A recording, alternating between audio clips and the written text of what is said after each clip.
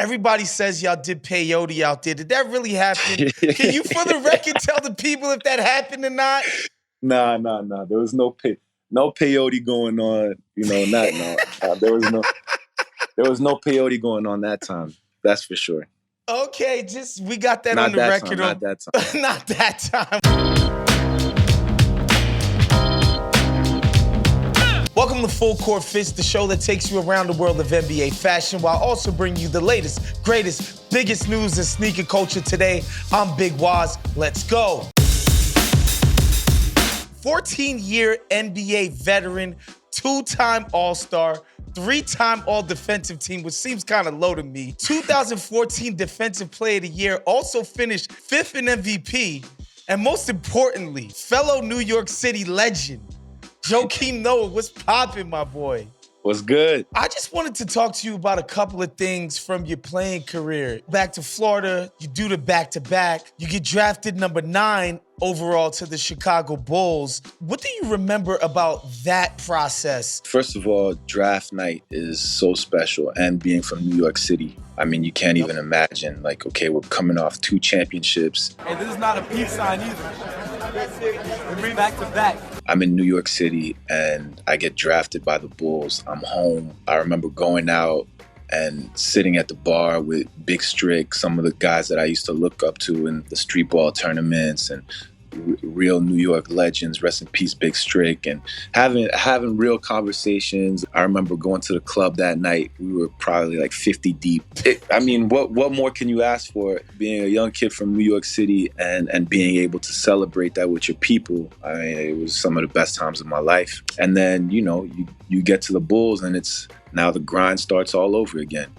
I was very hungry. And I felt like I had a lot to prove. A lot of people, I had a lot of critics too at the time. The Bulls are having a dope season right now. And I think they haven't had a team that exciting or that special since the iteration of the Bulls where you was on. A lot of people associate that Heatles era with the Celtics. Like that was their main rival. But realistically, it was you guys that were really pushing them. I feel like the first year of the Heatles, y'all beat them 3 out of 4. Like, and every single game was like playoff atmosphere. I do want to ask you about that time because you guys were neck and neck in the East. Can you share with us a memory that you remember from that Heatles situation? That was the best, man. Those were really special times. I think the league was on fire. LeBron made his decision to go play in Miami, and I think the whole country was, against that. We were the young boys who were coming up, who people were like, yo, the Bulls can get them. It was crazy. Everywhere we went around the country, people were like, yo, we with y'all. So, D Rose was the MVP, youngest MVP to ever play from the hood, from Chicago. And, the city was, loved us. I don't take that for granted, but, when you have a chance to win a championship, that's rare.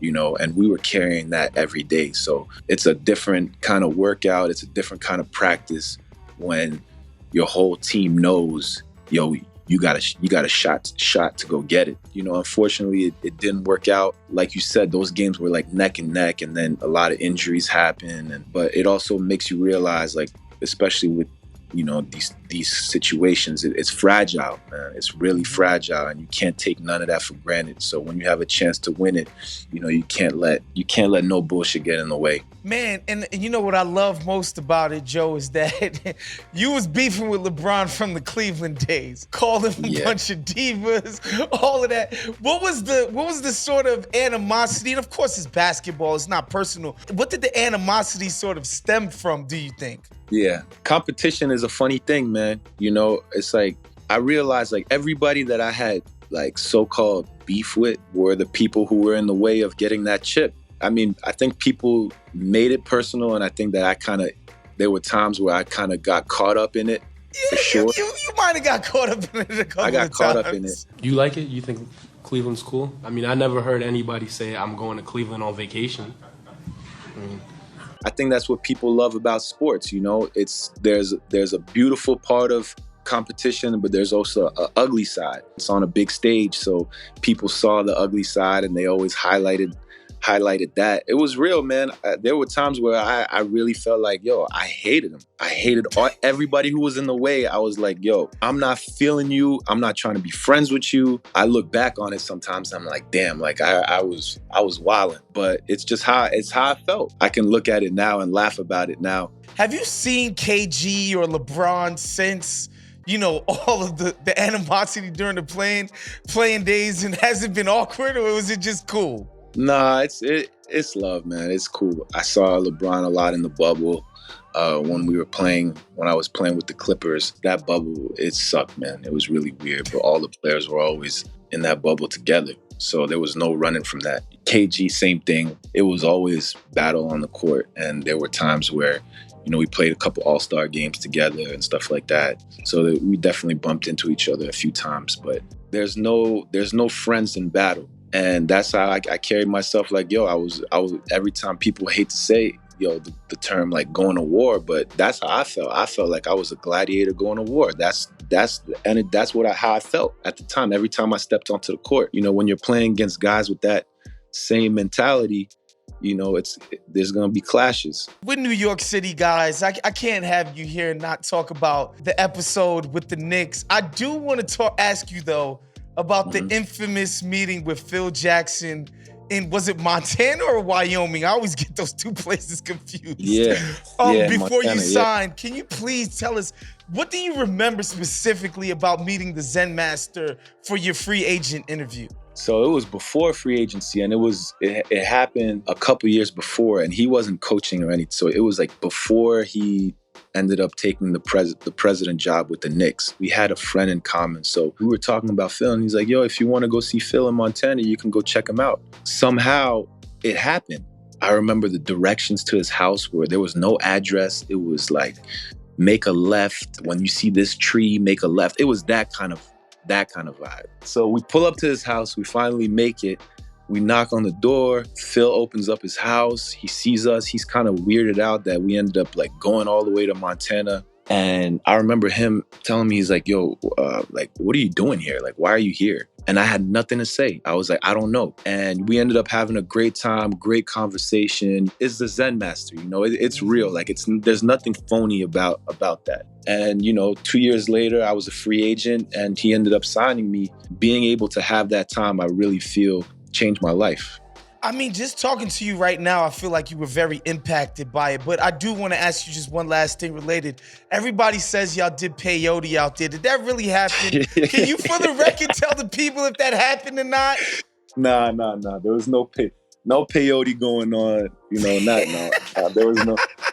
There was no peyote going on that time. That's for sure.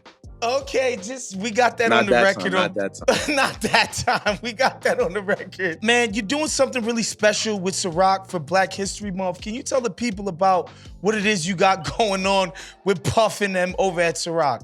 It's a real blessing to be able to work with Puff and work with Ciroc on, highlighting young Black entrepreneurs in all different shape of life, using my platform and using this huge platform to kind of highlight people who are doing really good stuff. It's a beautiful thing to be a part of. Your spirit of generosity as a player, as a human being, has always shown through. You're one of my very favorites of all time. It's not just because I'm biased off the New York thing. I just really think it's just, as a hoop enthusiast, you embody everything that's right about our game, about our league. Thank you for coming on today, man. Appreciate you, Joakim.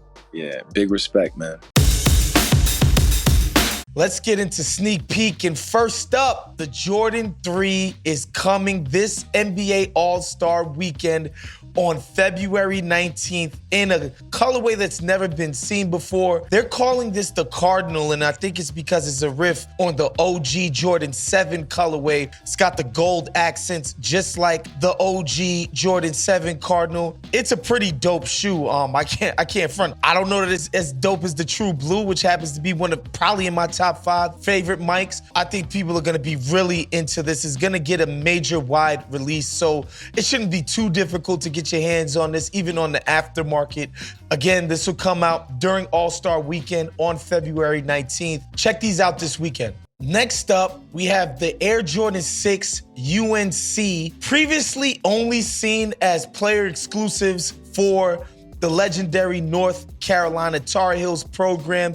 I would imagine that's a pretty cool recruiting pitch that you get ultra exclusive mics, which by the way, NIL, man, I can't believe before NIL, these guys weren't selling some of these PEs for thousands and thousands of dollars, but I digress. I think people are gonna go crazy for this sneaker right here. They kind of nailed so many dope details, from the Carolina blue toe contrasted with the white tips. I think my favorite part is the translucent tongue with the indigenous iconography, which is typically on the Jordan 7. Just that level of detail. Of course, the jersey patch on the heel, again, only previously seen as a player exclusive. I think these things are gonna go. They're supposed to be dropping on March 5th. Be on the lookout for these things. That's our show, but guess what? We did a lot more with Joakim Noah.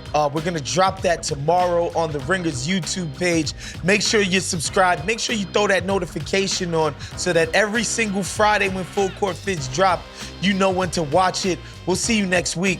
Peace.